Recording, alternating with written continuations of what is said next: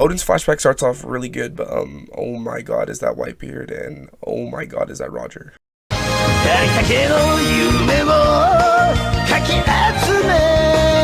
I put Odin's flashback in parentheses because the second Roger and Whitebeard get shown, Odin completely fades into the background. You can't expect us to care about any character's flashback if Roger's in it. The only way a Roger flashback could work is if it was his, and only his.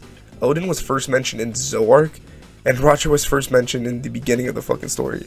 And for anime watchers, is literally the first man you see in the whole show. So like, you have a guy that was mentioned 100 chapters ago between like the main guy Luffy is trying to achieve.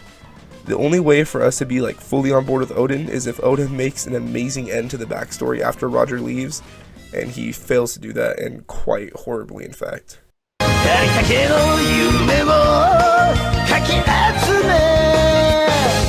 The first sign of really bad and weird writing was in chapter 967 when Odin returns to Wano for literally 5 minutes and is about to learn that it's been taken over. But for some reason Toki, his wife, says, "Don't tell him that something bad is happening or else he will feel bad and want to help." I fucking hope so. What do you mean he's just going to like cover his ears and say la la la la la and pretend nothing is happening? Hey Odin, you literally have the strongest pirate crew in existence right there next to you. Like, Roger is literally a kind person and you have leverage over them because only you can read the poneglyphs. Like, I just found it super weird that Odin didn't even like try to hear out what the problem was, because if he did, I guarantee you then him and Roger could have just cleared out Kaido instantly. Like, he didn't even try to even just see if it was possible to do soon or if it was like a multiple year operation.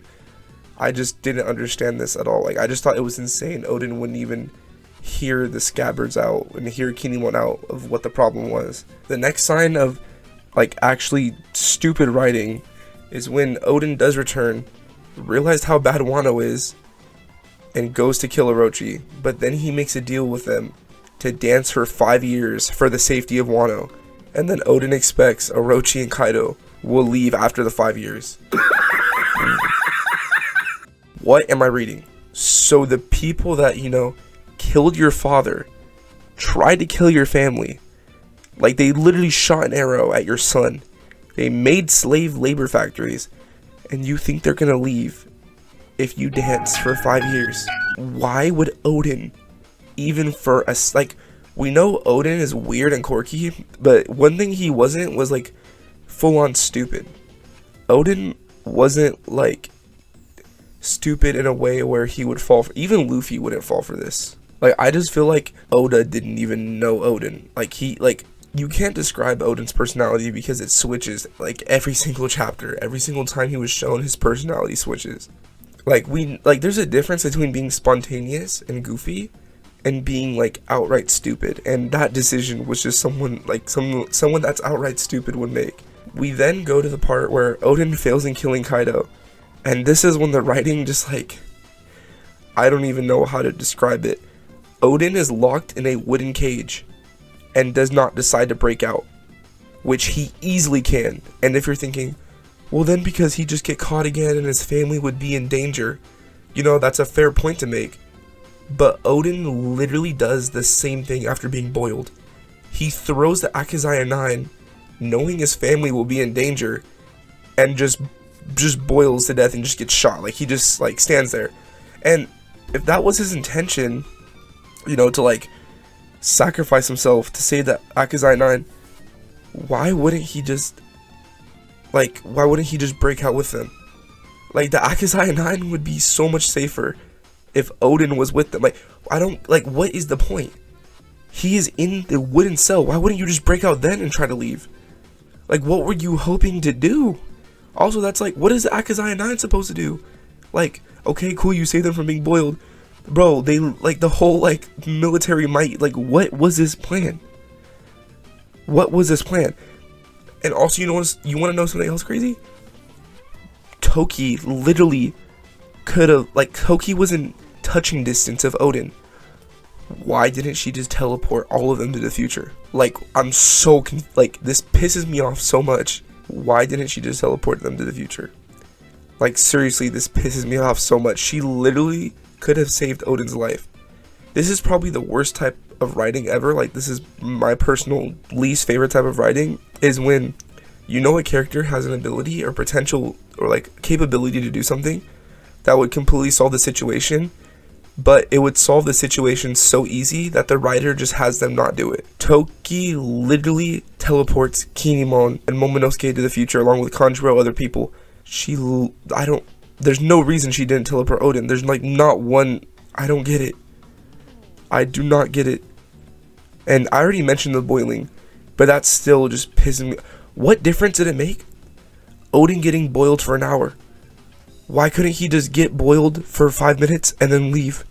Why did he wait until he was literally like crippled in the water? Like, actually, he chose the wrong decision, because he could have had a better chance at helping his family and the Akazai 9 if he was alive with them.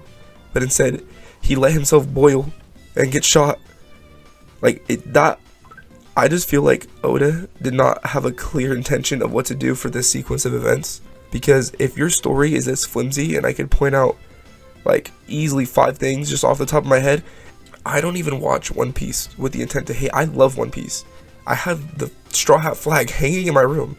I love One Piece so much, but this writing was so bad that it made me take a step back and just be like, what the fuck is going on there? Like, and if you say like, oh, Oden's supposed to be a flawed character, Oden's supposed to be a tragic character, no, he's not. Everyone glazes Oden. Oda himself glazes Oden. Everyone in the story dick rides him. Like, everyone.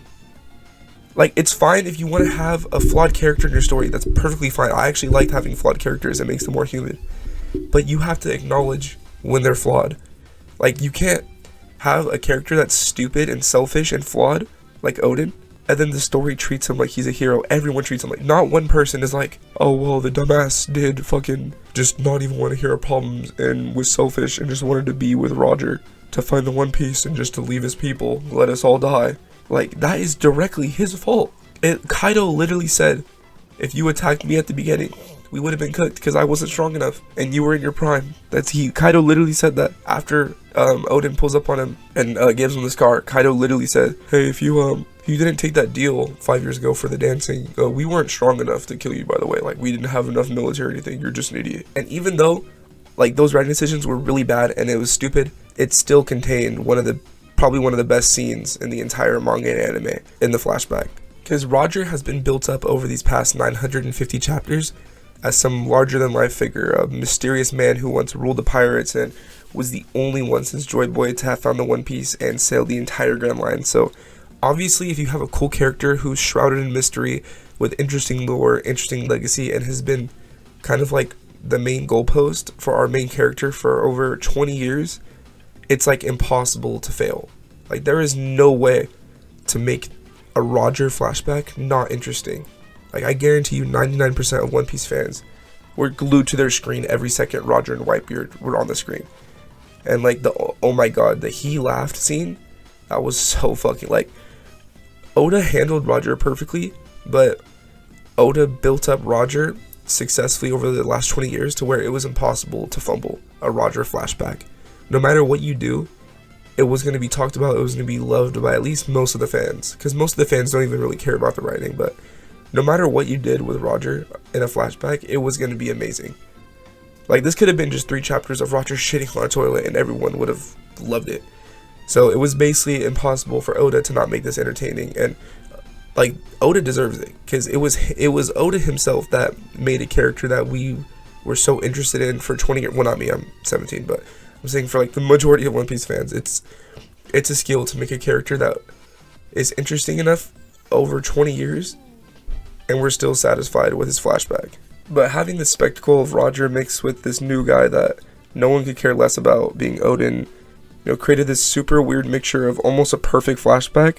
And I know many of you are probably waiting for me to mention other horrible writing decisions in Wano, like Kaido's backstory, but I'm going to have a completely separate Wano video of things I really liked and things I really didn't, so stay tuned. And if you like this video, then you should definitely consider subscribing, because there's going to be a lot more One Piece videos coming out. So thank you for watching. See ya.